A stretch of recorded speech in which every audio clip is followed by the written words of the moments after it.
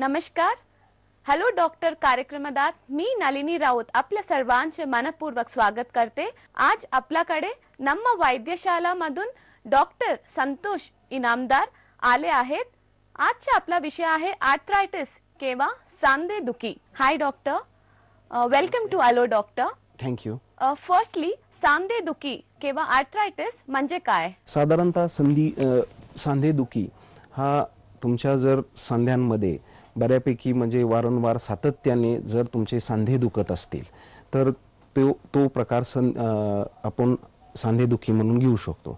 साधारणतः सांध्यांमध्ये वेदना होणे, त्या वेदनांकडे वेळीच लक्ष नाही दिलं तर ते वेदना परत वाढून गंभीर स्वरूप धारण करू शकतात.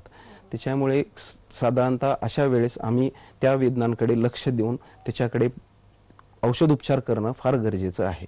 सध्या आपण एखादं कष्ट केलं किंवा आपण काम केलं किंवा रेग्युलर एक्सरसाइज केले, अशा सगळ्या कारणातून कुठे ना कुठेतरी आपल्या सांध्यांमध्ये, कुठल्या आपल्या हातामध्ये, पायामध्ये वेदना होतात. ह्या वेदना शक्यतो परी जेव्हा तुम्ही विश्रांती घेता त्यावेळेस कमी होऊन जातात.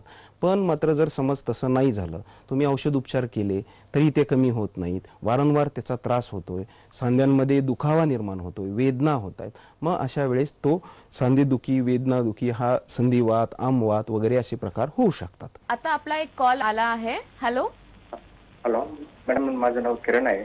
हाय किरण, बोला. बोलत आहे. हा नमस्ते. डॉक्टरांचे बोलायचं होतं. हा डॉक्टर आहे ते, बोला. हा नमस्ते किरण, बोला. सर माझं गुडघ्यामध्ये दुखते सर. कुठे गुडघे? 15 दिवस झाला. हा हा गुडघे. बर. हा एकच गुडघा दुखतो, दोन्ही गुडघे दुखतात? नाही, एकच साइड दुखतो सर, राईट साइड मध्ये. राईट साइड, फक्त एकच गुडघा दुखतोय? हो सर, एकच. बर. आता सध्या बाकी दुसरे कुठले सांधे, गुडघे सोडून दुसरा कुठला सांधा वगैरे दुखतो? नाही सर, ते राईट साइड मध्ये तेवढा दुखतो. बर, ठीक. काम काय करता आपण? मी कंपनीमध्ये काम करतो. उभा राहून काम आहे, बसून काम आहे? उभा राहून काम आहे. उभा राहून काम आहे. आता असं आहे की माझ्या म्हणजे आता मी असं सांगू इच्छितो की एखाद्या वेळेस ते तुमच्या कामामुळे किंवा ऑक्युपेशनली जो तुम्हाला त्रास होतोय त्याच्यामुळे एखाद्या वेळेस ते गुडघ्याचे स्नायूज म्हणा, कार्टिलेज म्हणा, ते थोडेसे झीज झाली असेल, त्याच्यामुळे हे सगळे पेन्स वगैरे चालू झाले असतील तुम्हाला. बघा, 1-2 दिवस कमी असते, काय पण नसते, पेन वगैरे काय नसते. कधी चालू झालं की 8 दिवस 15 दिवस कंटिन्यू रेग्युलर पेन असतात. ते कशामुळे होत असेल तर त्याच्यामुळे ताण पडतोय त्याच्यावर. जास्त वेळ उभा राहिल्याने, कितीतरी साधारणतः तुम्ही 4 ते 5 तास उभा राहत असेल, त्यामुळे उभा राहिल्यामुळे हा सगळा प्रकार घडत असेल. तर तुम्ही काय करा की आमच्या जवळच्या ब्रांचमध्ये, आता तुम्ही लातूरला आहात तर तुम्हाला सोलापूरची आमची नमा वैद्यशालेची शाखा आहे, तिथे तुम्ही ट्रीटमेंट घेऊ शकता. धन्यवाद. सांधेदुखीच्या किती प्रकार असते? मुख्य 3 प्रकार असतात. पहिला प्रकार असतो त्याला आम्ही ऑस्टिओआर्थरायटिस म्हणतो. दुसरा प्रकार असतो त्याला रुमॅटॉइड आर्थरायटिस म्हणतो. तिसरा प्रकार असतो त्याला गाऊट किंवा गावटी आर्थरायटिस असं आम्ही संबोधतो. पहिला प्रकार आहे त्याला आम्ही ऑस्टिओआर्थरायटिस म्हणजे संधिवात असा संबोधतो. ऑस्टिओआर्थरायटिस हा साधारणतः डिजनरेटिव्ह चेंजेसमुळे घडत असतो. 2 हाडांच्या मध्ये जे कार्टिलेज असते ते कार्टिलेजची झीज होते, त्या झीज झाल्याने हा प्रकार संधिवाताचा हा प्रकार घडू शकतो. साधारणतः हे सगळे कार्टिलेज डिजनरेटिव्ह चेंजेस जे घडत राहतात शरीरात, तुम्ही तुमच्या कष्ट करण्याने, तुमच्या रेग्युलर प्रोसेसमुळे ते कार्टिलेजचं झीज झाल्याने तुम्हाला हा प्रकार वाढत जातो. त्याच्यानंतर ऑटोइम्युन डिझीज आहे. आणि तिसरा जो प्रकार आहे गाऊट म्हणून, तो साधारण तुमच्या शरीरातील युरिक ऍसिडचे लेवल्स वाढल्यानंतर हा प्रकार घडतो. येथे तुम्ही प्रकार सांगितले, त्याच्यामुळे लक्षण काय होते? आता साधारणतः पहिला जो आहे ऑस्टिओआर्थरायटिस, तो ऑस्टिओआर्थरायटिस मध्ये साधारणतः तुमचे सांधे दुखणे, सांध्याची हालचाल कमी होणे, सांध्यांमध्ये वेदना होणे, साधारणतः हालचाल खाली वाकणे, पायावर चढणे, पायरी चढणे, हे असे प्रकार करू शकत नाही. ह्याच्यात वेदना भरपूर प्रमाणात राहतात. ह्या वेदना इतक्या प्रमाणात राहतात की पेशंट्सला वाकून चालणं, सहजतेने वळणं, हे असे प्रकार करता येत नाहीत. त्यांना खूप त्रास होतो ह्या गोष्टींचा. म्हणजे कोणामध्ये हे ऑस्टिओआर्थरायटिसचे प्रमाण जास्त पाहायला मिळते आपल्याला. एक तर पहिले की लठ्ठपणामुळे हा ऑस्टिओआर्थरायटिसचा हा प्रकार तुम्हाला घडू शकतो, म्हणजे होऊ शकतो. नंतर तुमचा व्यायामाचा अभाव, व्यायाम न करणे ह्याच्यामुळे सुद्धा घडू शकतो. आहाराची कमतरता, पोषक आहार न घेतल्याने सुद्धा असे प्रकार घडू शकतात.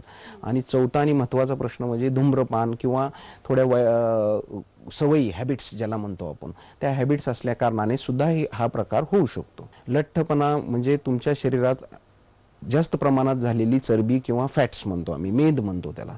तो मेद साधारणतः तुमच्या कमरेच्या भोवती किंवा मांडीच्या पुढच्या आणि मागच्या भागावर ह्याचं प्रमाण खूप होते.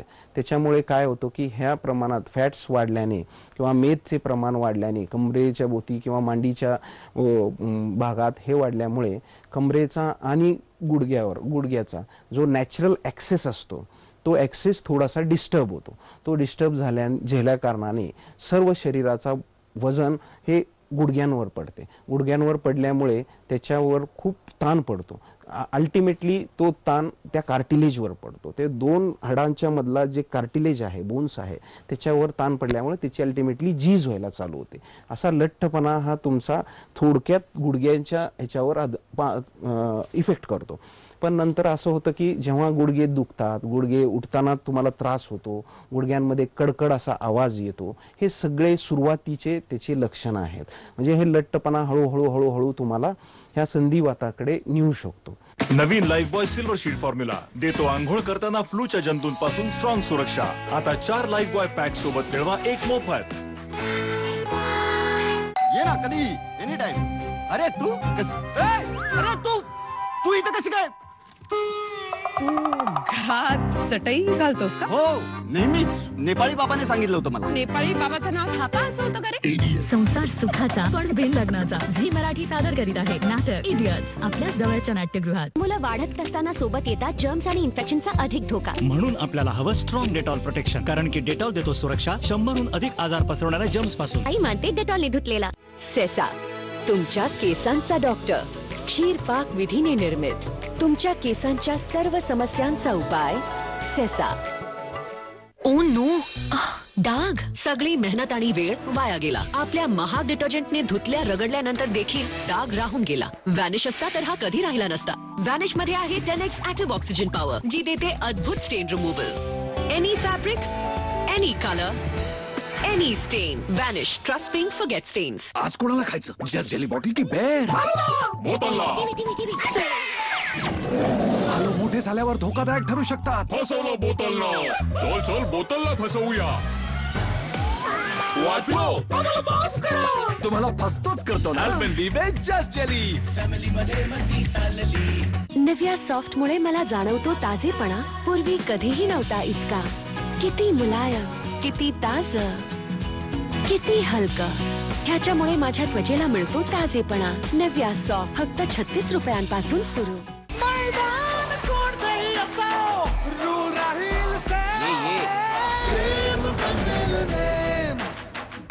माय नेम इज नेम सोड, गेम दाखव. चल. फक्त खेळावर विवो IPL TV स्मार्ट पासून स्टार स्पोर्ट्स नेटवर्कवर. न जाने कोण कोण स्पर्श करणार हा साबण, जम नाही वाटणार हो. साबणापेक्षा चांगला आहे, साबणासारखं स्वस्त आहे डेटॉल हो. डेटॉल लिक्विडने केलेला प्रत्येक हँडवॉश देतो साबणाच्या किमतीमध्ये साबणापेक्षा 10 पट उत्तम सुरक्षा. गार्नियर ब्लॅक नॅचरल्स प्रस्तुत झी चित्र गौरव पुरस्कार 2019 31 मार्च रविवार संध्याकाळी 7 वाजता झी मराठीवर. सह प्रायोजक माचो हिंट, फॅशन बडे आराम से. आता आपला एक कॉल आला आहे. हॅलो. हा बोला. मॅडम डॉक्टर आहे का? हा नमस्ते, बोला, ऐकतोय. नमस्ते. मी बोलतोय. हा. आता एक 1 इयर झालं तर माझा ऍक्सिडेंट झाला, 2 व्हीलरवर पडलेलो. हा हा. खूप ट्रीटमेंट झालं सर, खूप ट्रीटमेंट म्हणजे इकडे तिकडे सगळं दाखवलंय. बर. ते कमी ते आपल्या ह्याच्या जॉईंट्स मध्ये तर कमी होईना. बर. 1 वर्ष झाले, काय झाले म्हणला? तर वर्ष झालं आता पडून. बर. पडलेलं सर, ते पायाचं गुडघ्याला लागलेलं आणि हाताला जॉईंट्स मध्ये लागलेलं सर, फ्रॅक्चर झालं. बर. तर खूप ट्रीटमेंट झालं सर, तरी पण दुखते सर, ती जेव्हा तेव्हा दुखून हे होते सर. बरोबर. ते त्यामुळे काही ट्रीटमेंट आहे का आपल्याकडे म्हणून विचारू म्हणून कॉल केला. हो 100% ह्या अशा तुम्ही ऍक्सिडेंटल केसेस आहेत. ऍक्सिडेंटमुळे जे तुमच्या हाडांना किंवा तुमच्या सांध्यांना कुठे जे पायातलं गुडघ आणि ते हातातलं जॉईंट मध्ये नाही का हे झालं. बरोबर. तरी मी ट्रीटमेंट केलं सर, खूप ट्रीटमेंट केलं सर. बरोबर आहे. इतर ट्रीटमेंट्स घेतल्या तर ते तात्पुरतं राहू शकतात, पण तात्पुरते राहण्यापेक्षा तुम्ही जर होमिओपॅथिक ट्रीटमेंट घेतली, आमच्या नमा वैद्यशाळेत जर होमिओपॅथिक ट्रीटमेंट जर तुम्ही घेतली तर त्याचे कायमस्वरूपी तुमचा दुखावा आणि जो त्रास होतोय तो कमी होऊ शकतो. हा तुमच्या ऍक्सिडेंटमुळे तिथे झालेले जे स्नायूज तुटलेले असतात, तिथला रक्तपुरवठा कमी झालेला असतो, ते ह्या सगळ्या तर ते पायातलं आणि हातातलं कधी कधी दुखून होतं सर. बर ठीक आहे. आपण थंड पाण्याने आंघोळ तर थंड जरा गार बीर लागलं ना तर दुखतंय सर. बर ठीक आहे. आपण ट्रीटमेंट देऊ शकतो. तुम्ही आमच्या जवळच्या नमा वैद्यशालेच्या क्लिनिक मध्ये येऊन. आपले ब्रांच सांगू शकता? आपण कुठून बोलतात? मी सातारावरून बोलतोय सर. सातारा. मग तुम्हाला पुण्याची ब्रांच जवळ पडेल. आमची ब्रांच पुण्यात आहे. पुण्यात तुम्ही ट्रीटमेंट घेऊ शकता. पुण्यात आहे. दुसरं कारण त्याचं पाहिलं तर दुसरं कारण आहे व्यायामाचा अभाव. आता साधारणतः आपण व्यायाम का करतो? व्यायामाने काय होतं तर साधारणतः व्यायामामुळे आपले जे शरीरातले स्नायू आहेत, म्हणजे साधारणतः आपल्या मानेचे स्नायू, पाठीचे स्नायू, मांडीचे स्नायू, हे सगळे स्नायू ताणले जातात, म्हणजे थोडक्यात कॉन्ट्रॅक्ट होतात, रिलॅक्स होतात. ह्या सर्व गोष्टींमुळे काय होतं की जेणेकरून तिथे सर्क्युलेशन, तिथली फ्लेक्झिबिलिटी, टोनिसिटी म्हणजे ताकद म्हणतो आम्ही, ती ताकद बऱ्यापैकी मेंटेन राहते. मग हे व्यायामाचा अभाव, जी लोक व्यायाम करत नाहीत, ह्या आपल्या हेल्दी टेस्टफुल लाईफ्समुळे लोकांनी व्यायामाला आता वेळ कमी देतात. मग ही वेळ किंवा वेळ न दिल्यामुळे किंवा कमी दिल्यामुळे ह्या मसल्सची ह्या सगळ्या फॅट्सची ह्याची सगळी टोनिसिटी, तिथल्या स्नायूंची टोनिसिटी डिस्टर्ब होते. मग ती टोनिसिटी डिस्टर्ब झाल्यामुळे अल्टिमेटली ते सगळं वेट तुमच्या बोन्सवर, कार्टिलेजवर पडतं आणि त्याच्यामुळे सुद्धा तुम्हाला हा ऑस्टिओआर्थरायटिस म्हणजे थोडा संधिवाताचा प्रकार हा सुरुवात होऊ शकतो. तिसरा जो प्रकार आहे तो म्हणजे पोषक आहाराचं कमतरता. मग पोषक आहाराची कमतरता अशा प्रमाणात म्हणजे आपल्या शरीराला साधारणतः कॅल्शियम, आयर्न, प्रोटीन्स, विटॅमिन्स, हे सर्व, विटॅमिन D3 हे सर्व घटक आवश्यक असतात. पण मात्र पोषक आहार हे आपल्या दैनंदिन जीवनातून, ह्या दिनचर्याच्या व्यवहारातून किंवा अवेळी जेवण्यामुळे किंवा पौष्टिक आहार न घेतल्यामुळे ह्या सगळ्यांमुळे हाडे ठिसूळ बनतात. हाडे ठिसूळ बनल्यामुळे काय होतं की त्याचा परिणाम हा ऑस्टिओआर्थरायटिसकडे सुद्धा जाऊ शकतो. त्यांची बोन डेन्सिटी फार कमी राहते. लो डेन्सिटी असल्यामुळे त्यांचे इतर संधिवाताचे, फ्रॅक्चर्सचे, ॲक्सिडेंटल केसमध्ये साधं इकडून इकडे असे चालण्यामध्ये किंवा थोडं जरी ठिसकळलं तरी त्यांना फ्रॅक्चर्स वगैरे होण्याची शक्यता खूप वाढते. तर तो पार्ट गरम होऊ शकतो. तो सांधा तुमचा सूज येऊ शकते त्या सांध्यामध्ये थोडंसे वेदना, सांध्यामध्ये भरपूर पद्धतीचे वेदना होऊ शकतात. त्या सांध्यांमध्ये मुवमेंट्स कमी होतात. त्या सांध्यांची स्टिफनेस वाढते. त्या सांध्यांमध्ये उठताना बसताना त्रास होतो.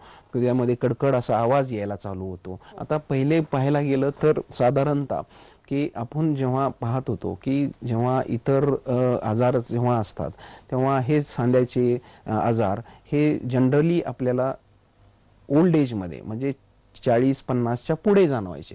पण आता हे थोडेसे यंग एजमध्ये सुद्धा जाणवायला लागलेत. का तर हे रोगप्रतिकार शक्ती फार प्रमाणात कमी होते. आता यंग जनरेशन म्हणजे 20 ते 30 वयोगटात, 20 ते 40 वयोगटात सुद्धा आपल्याला हा आता पाहायला मिळायला आहे. कारण त्याचं कारण असं आहे की रोगप्रतिकार शक्ती ही फार प्रमाणात कमी होते. पण दुसरा असं आहे की आपण जे आता दैनंदिन ह्या स्ट्रेसफुल लाईफमुळे 99% लोकांचे आहार विहाराकडे लक्ष थोडं कमी आहे.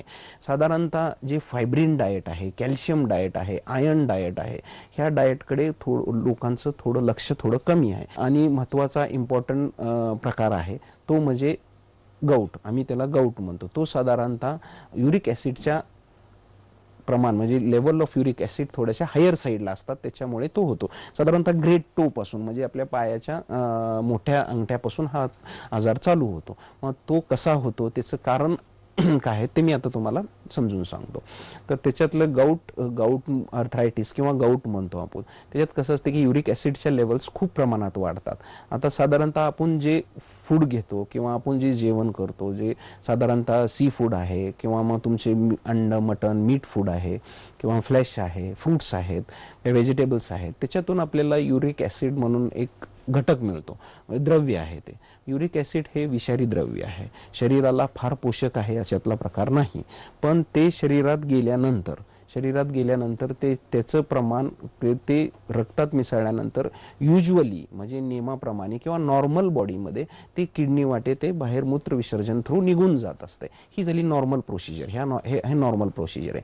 पण काही प्रमाणात कधी कधी असं प्रमाण होतं की आपण बॉडी फार प्रमाणात युरिक ॲसिड लेवल प्रोडक्शन होतं, म्हणजे जास्त प्रमाणात युरिक ॲसिडची निर्मिती होते. युरिक ॲसिडची जास्त प्रमाणात निर्मिती झाल्या कारणाने किडनीच्या फंक्शनिंगमुळे म्हणा, किडनीच्या लोअर फंक्शनिंगमुळे किंवा किडनीच्या ॲक्टिव्हिटीमुळे तेवढ्या प्रमाणात ते एक्सक्रीट केलं जात नाही, म्हणजे ते बाहेर फेकलं जात नाही, ती युरिनेशन थ्रू जात नाही. म्हणजे ब्लडमध्ये जे राहिलेलं जे extra amount of uric acid असतं ते तुमच्या सांध्यांमध्ये ॲज युरिनेट क्रिस्टल्स म्हणून ते जमा होतं. म्हणजे थोडक्यात मसल्समध्ये किंवा तुमच्या छोट्या छोट्या सांध्यांमध्ये, सुरुवातीला तुमच्या पायाच्या मोठ्या अंगठ्यामध्ये, परत बोटांच्या सांध्यांमध्ये किंवा मग तुमच्या व्रिस्ट जॉईंटमध्ये, हे अशा पाठीच्या बारक्या बारक्या हाडांमध्ये अशा प्रकारे ते जमा व्हायला चालू होतं. मग ते जमा झाल्यानंतर मग त्याला आम्ही असं गाऊट किंवा युरिक ॲसिड गाऊटी डायथिसिस किंवा गाऊट आर्थरायटिस असे संबोधतो. लता मावशींच्या डब्यातल्या आमटीची चव म्हणजे एक नंबर. लता मावशींची आणि माझी भेट घडून आणली झी मराठीच्या होम मिनिस्टर ऍप. लता मावशी आणि त्यांच्यासारख्या 20,000 महिला उद्योजकांनी त्यांचे व्यवसाय रजिस्टर केले आहेत Zee Marathi home minister app वर. आपल्या गरजा अनेक पण विश्वासाचं उत्तर मात्र एक. Zee Marathi home minister app. अरे नवीन बाथरूम. अक्षय, हॅलो. हे नवीन बाथरूम कोणासाठी? तुम्हा सगळ्यांसाठी. मग आणा. मग घ्या. हा पिंक बाथरूम क्लीनर. पण मी तर महाग डिटर्जंटने स्वच्छ करते. दाखवा. याला म्हणतात डोळ्यात डिटर्जंट फेकणे. हे पहा, चिवट पिवळटपणाचे जमलेले डाग. तुम्हाला पाहिजे Harpic bathroom 10x power cleaner, जो देतो डिटर्जंटच्या तुलनेत 10 पट उत्तम स्वच्छता. आता चमकदार नवीन बाथरूम बद्दल अभिनंदन. ये है कड़कपन की एक सच्ची कहानी. जिद है कि ब्लेंड बनेगा अपर असम और सेकंड फ्लश की कीमती पत्तियों का. वादा है कि इस ब्लेंड की ताजगी का पूरी शिद्दत से ख्याल रखने का. इस कड़कपन का एहसास इसके अंबर रंग और मस्कटेल स्वाद में झलकता है. तब जाकर विक्रम क्लासिक चाय बनती है ट्रूली क्लासिक. क्या आपकी चाय में है क्लासिक का कड़कपन? विक्रम क्लासिक चाय, ट्रूली क्लासिक. आईने माझी केली पूर्ण तयारी. डेटॉल हो. आजाराचा धोका तर घरी देखील संभवतो, म्हणूनच आई आणि डेटॉल मिळून ठेवतील बाळाचं घर सुरक्षित. आईला मान्य आहे डेटॉलची स्वच्छता. अरे तिथे जायचंय. ए थांब ना. काय झालं? मला वाटतं माझा पाय मुरगळलाय. म्हणजे तू मोडणार लहानपणीचं प्रॉमिस? म्हणजे नाही चढणार फॉरबिडन पॉइंट पर्यंत? यार, ज्या मोमेंट साठी एवढे वर्ष वाट बघितली तिला तसंच जाऊ देणार? कशाला जाऊ देणार हा मोमेंट? मूव आहे ना, मग चिंता कशाला. म्हणूनच मूव ऍक्टिव्ह स्प्रे, ज्याचा खास 5 ऍक्टिव्ह फॉर्म्युला स्प्रे करताच देतो दुखण्यापासून त्वरित आराम. तुम्ही कराल मूव तर जग चालेल. प्रेजेंटेड बाय छोटे छोटे लम्हों का अनोखा सफर, कमला पसंद अनोखा स्वाद. को powered by Oronil smile, fragrance that makes you smile, and Fair and Lovely HD निखार in association with LIC of India and fairness bleach. Get glowing naturally.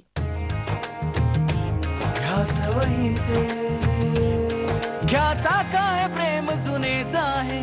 ह्या सवयीने प्रेम करायचे आहे. काही जुन्या सवयी चांगल्या असतात, जशी 2 वर्षांपर्यंत एज केलेला इंडिया गेट बासमती राईस. इंडियाची जुनी सवय. नवीन डेटॉल आता सूदिंग ॲलोवेरा सह, जो देतो 99.9% जम्स पासून संरक्षण आणि घेतो त्वचेची देखभाल. मग वापरून पहा नवीन डेटॉल ॲलोवेरा.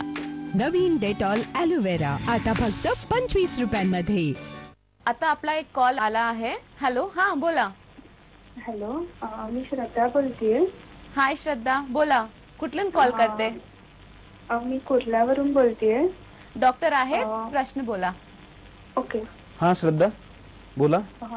असं ऍक्च्युली मला लास्ट महिन्यापासून चिकनगुनिया होता. बर. फिवर कमी झालाय बट जॉईंट पेन कमीच होत नाही आणि जेव्हा मेडिसिन घेतेय ना तेव्हाच ते कमी होत आहे, नाहीतर मेडिसिन नाही घेतलं तर ते कमीच होत नाही, जॉईंट पेन जास्तच होत आहे. बरोबर. श्रद्धा, आता तुम्हाला चिकनगुनिया होऊन किती दिवस झाले? 1 महिना खाली. 1 महिना झाला. बरं. आता काय असतंय की चिकनगुनियामुळे तुमची रोगप्रतिकार शक्ती बऱ्यापैकी कमी झालेली आहे. ते रोगप्रतिकार शक्ती कमी झाल्यामुळे तुम्ही इतर जे औषध उपचारी पद्धती घेताय त्या पद्धतींमुळे फक्त तात्पुरता गुण येतोय तुम्हाला तात्पुरता गुण म्हणजे दुखावा आहे ते दुखाव्याचे पेन किलर्स वगैरे घेतल्यामुळे तुम्हाला तात्पुरता गुण येतोय. तो पेन किलरचा अंश संपला की परत तुम्हाला तसंही वेदना व्हायला चालू होत आहेत. तर तुम्ही एक काम करा की तुम्ही आता आमच्या नमा वैद्यशाळेत एकदा होमिओपॅथिक ट्रीटमेंट घ्या. होमिओपॅथिक ट्रीटमेंट आमची रूट कॉजवर असते, म्हणजे तुमची रोगप्रतिकार शक्ती वाढवून ते तुमच्या वेदना पूर्णतः कमी होतील. आता तुम्ही कुठून बोलताय? आमची ब्रांच आता मुंबईमध्ये दादरमध्ये आहे. तर तुम्ही तिथे ॲडव्हान्स कॉन्स्टिट्यूशनल जेनेटिक ट्रीटमेंट घ्या आमच्याकडे. तुम्ही तिथल्या जवळच्या शाखेमध्ये संपर्क साधा आणि तिथे ट्रीटमेंट घेऊ शकाल. हो चालेल सर. धन्यवाद श्रद्धा. डॉक्टर, काय प्रकारची टेस्ट आहे की आपला कळेल की काय प्रकारचे संधिवात आहे? आता साधारणतः संधिवात तपासण्यासाठी आपल्याला आता टेस्ट भरपूर प्रमाणात आहेत. तर साधारणतः आपण ब्लड चे तपासण्या करतो, त्याला ब्लड इन्व्हेस्टिगेशन प्रोसिजर्स म्हणतो आम्ही. ब्लड इन्व्हेस्टिगेशन प्रोसिजर्समध्ये साधारण आम्ही हिमोग्राम, युरिन, WBCचे प्रमाण, रोगप्रतिकार शक्ती, ESR लेवल्स हे सगळे बघतो. त्याच्यानंतर मग RA फॅक्टर म्हणून एक इम्पॉर्टंट तपासणी असते, ज्याच्यात आपल्याला हा आमवात आहे की नाही किंवा ऑस्टिओआर्थरायटिस आहे हा डिफरन्सिएशन होतं. परत आम्ही युरिक ॲसिड लेवल बघतो. युरिक ॲसिडमध्ये त्याच्यात आपल्याला कळून जातं हे कुठल्या प्रकारचा आहे. परत अँटी न्यूक्लिअर अँटीबॉडी टेस्ट म्हणतो आम्ही त्याला, तेही करू ती एक तपासणी आपण करू शकतो. मग त्याच्यानंतर C रिॲक्टिव्ह प्रोटीन सुद्धा आपण करू शकतो. ह्या झाल्या रक्ताच्या नमुन्याच्या तपासण्या. ही रक्त नमुन्याच्या तपासण्या आपण करून पाहतो की ह्याच्यामध्ये आपल्याला जनरली आयडिया येऊन जाते की हा कुठल्या प्रकारचा संधिवात आहे. पण काही केसेसमध्ये त्या जॉईंटचे प्रमाण आतमध्ये झीज झालेले असते. मग अशा केसेसमध्ये आम्ही थोडं एक्सरे, MRI ह्याची सुद्धा तपासणी करून घेतो. संधिवाताचे काय कॉम्प्लिकेशन असू शकतात? पहिले कॉम्प्लिकेशन्स आहे की तुमच्या सांध्यांमध्ये डिसफिगरमेंट, म्हणजे तुमच्या सांध्याचे जे नैसर्गिकरित्या ठेवण आहे ती ठेवण बदलू शकते. तुमची ठेवण बदलली की तुमची चाल बदलते. चाल बदलली की तुम्हाला चालण्यामध्ये अप्स अँड डाऊन्स होऊ शकतात. ते चाल इतक्या प्रमाणात बदलते की तुम्ही परत एखाद्या वेळेस एक पायाने लंगत चालल्यासारखं, एक पायानंतर तुम्हाला उभा राहता येत नाही. परत तुमच्या म्हणजे तुम्हाला ते दिसताना, चालताना ॲक्सेस, बॉडीतले सगळे ॲक्सेस बदलत जातात. ते ॲक्सेस बदलत गेल्यानंतर तुम्हाला हळूहळू पेन्स होणे किंवा तुम्ही परमनंटली डॅमेज राहणे हे असे प्रकार घडतात. त्याच्यानंतर तुम्हाला मेजर कॉम्प्लिकेशन्समध्ये तुम्ही हार्ट किंवा लंग्सचे इन्फेक्शन्स होऊ शकतात तुम्हाला. परत तुमची बोन डेन्सिटी कायमची कमी राहू शकते. तुम्ही तुमच्या रेग्युलर ॲक्टिव्हिटीज व्यवस्थित करू शकत नाही. किंवा आता जर समज कॉम्प्लिकेशन्स मधले सुरुवात अशा पद्धतीने होते की तुम्ही जी सहजता, समज एखादा पुरुष स्त्री असेल ती 30 किंवा 40 वर्षामध्ये किंवा 30 वर्षात 40 वर्षात जी सहजतेने वळत होती, उठत होता किंवा मात्र सहजासहजी पायऱ्या चढता येत होता, त्याच्या प्रमाणामध्ये घट होते. म्हणजे त्याच्याप्रमाणे घट होण्यापेक्षा त्याच्यामध्ये त्यांना तेवढ्या मुवमेंट्स तेवढ्या सहजतेने ते करू शकत नाहीत. म्हणजे हे त्याचे छोटेच आहेत पण भरपूर कॉम्प्लिकेशन्स आहेत जे तुम्हाला पुढे जर जाऊन ट्रीटमेंट नाही घेतली, सपोज इन केस वेदना होत आहेत, वेदना झाल्यानं आपण त्याला नाही ट्रीटमेंट बघितली किंवा आपण त्याला थोडं दुर्लक्ष केलं तर ते डिसफिगरमेंट कडून जाऊन नंतर मग ते जॉईंट रिप्लेसमेंट म्हणा अशा मोठ्या मोठ्या सर्जरीज करावे लागतात. मग अशा सर्जरीज केल्यानंतर मग ते तरी सुद्धा त्याचे पेन्स किंवा त्याच्यापासून होणारे साईड इफेक्ट्स हे भरपूर राहतात. हे मेजर कॉम्प्लिकेशन्स आहेत. डॉक्टर, संधिवात होऊ नये काय प्रकारची काळजी घेतली पाहिजे आणि मॅनेज कशाला करली पाहिजे? एक पहिली महत्वाची गोष्ट की वेट लॉस घेतलं पाहिजे. वेट लॉस म्हणजे आपल्या शरीरावर चरबीचे प्रमाण कमी प्रमाणात राहावे याची काळजी घेतली पाहिजे. त्याच्यासाठी काय हवं आहे तर त्याच्यासाठी तुम्हाला व्यायाम करणं गरजेचं आहे. तर तुमच्या स्नायूचे, तुमच्या पाठीचे स्नायूचे, सर्व स्नायूंचे जी मुवमेंट्स असतात ते मुवमेंट्स व्यवस्थित होतील आणि त्या मुवमेंट्स व्यवस्थित झाल्यानंतर मग ते मुवमेंट्स व्यवस्थित झाल्यामुळे तुमचे हे जे आजार आहेत हे आजार थोडे कमी येतील. त्याच्यानंतर दुसरं आहे की तुम्ही आहार व्यवस्थित घ्यायला हवा आहे. आहारमध्ये काय घ्यायला हवं आहे की कॅल्शियम, प्रोटीन्स, विटॅमिन्स, तुमचे मिनरल्स हे सर्व प्रकार तुम्ही घेणे गरजेचे आहे. आणि महत्त्वाची गोष्ट अशी आहे की तुमची रोगप्रतिकार शक्ती कसल्याही पद्धतीने कमी होता कामा नये. मग ह्याच्यासाठी काय केलं पाहिजे की दिनचर्यामध्ये व्यवस्थित रोज रेग्युलरली तुमच्या टाईमवर जेवण केलं पाहिजे. त्या जेवणातून तुम्हाला पौष्टिक आहार मिळाला पाहिजे. त्या पौष्टिक आहाराबरोबर तुमच्या शरीरातल्या कॅल्शियम लेवल्स, तुमच्या शरीरामध्ये D3 लेवल्स, तुमच्या शरीरामध्ये आयर्न, तुमच्या शरीरामध्ये विटॅमिन्स ह्याची पूर्तता झाली पाहिजे. डॉक्टर, सांधेदुखीच्या होमिओपॅथीमध्ये काय उपचार आहेत? आमच्या नमा वैद्यशालेमध्ये ॲडव्हान्स जेनेटिक कॉन्स्टिट्युशनल रेमेडी देतो. म्हणजे आम्ही त्या अशा पद्धतीचे औषध उपचार करतो की जेणेकरून आता ऑस्टिओआर्थरायटिस असेल, ऑस्टिओआर्थरायटिसमध्ये जे तुमचे कार्टिलेज जे ब्रेकडाऊन झालेलं असतं, म्हणजे आम्ही रूट कॉजला म्हणजे साधारणतः ज्याच्या आधारावर हे घडतंय त्याच्या आधारावर आम्ही त्याला ट्रीटमेंट देतो. म्हणजे त्याचे कार्टिलेज जे ब्रेकडाऊन झालेलं असतं त्याचे कार्टिलेज, त्याच्या बोनची ट्रीटमेंट, बोन डेन्सिटी वाढवण्यासाठी, त्याची मानसिक व शारीरिक रचना कशी आहे त्या दोघांचा समतोल राखून आम्ही होमिओपॅथी म्हणजे ॲडव्हान्स जेनेटिक कॉन्स्टिट्युशनल रेमेडी आम्ही देतो. हे सर्व प्रकार आमच्या नमा वैद्यशालेत होतात. मग ह्या सर्व प्रकारामुळे शरीरात म्हणजे जेणेकरून होमिओपॅथीच्या मानसिक, शारीरिक आणि ह्याचा समतोल साधला जातो. ह्या समतोलमुळे काय होतं तर तुमची बोन डेन्सिटी वाढते, तुमच्या आहार विहाराचे जे कंटेंट्स आहेत, तुम्हाला भूक न लागणे, इतर जी आजार असतात ह्या सर्व गोष्टींची मॅनेजमेंट होते. आम्ही फक्त म्हणजे त्याचा आजारातून आलेले इफेक्ट्सला फक्त ट्रीटमेंट देत नाही, पण ज्या कारणातून इफेक्ट्स आलेत त्या रूट कॉज, थोडक्यात रूट कॉजकडे जाण्याचा आमचा प्रयत्न राहतो. आणि जास्तीत जास्त पेशंटला जेवढा आम्हाला प्रयत्न करून तो आजार कमी करता येईल आणि परत उद्भवू नाही शकणार, त्या हाडाची झीज कमी प्रमाणात होईल अशा पद्धतीने आम्ही त्यांना ट्रीटमेंट देतो. डॉक्टर, इथे येऊन आम्हाला सांधेदुखी किंवा आर्थरायटिस इन्फॉर्मेशन दिलाल म्हणजे धन्यवाद. थँक्यू.